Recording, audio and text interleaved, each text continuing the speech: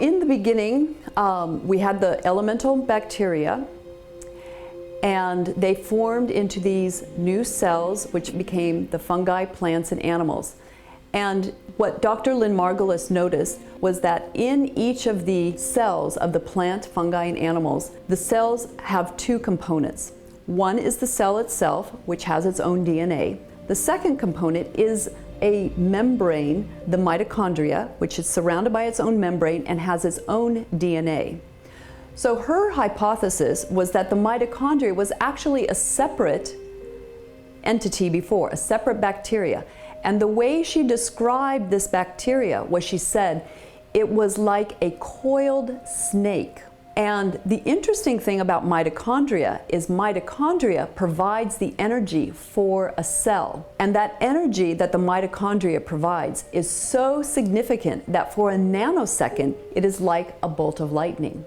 Well, those two characteristics, a coiled spiral snake and a bolt of lightning, sounds very much like the Kundalini energy. And the interesting thing is every cell has the mitochondria. And the mitochondria, from a scientific point of view, do several things. One is they provide the energy that the cell requires, and that is the ATP. Without ATP, a cell does not have the energy to be a cell. So the mitochondria holds the energy that brings the cell to life. It determines what the cell is going to be, and it determines what the cell is going to die. That is like the feminine energy, which is both creative and destructive and provides all of the energy needed for all of creation across the universe. So to me, the mitochondria has a function very similar to what we call the Kundalini or the Shakti type of energy.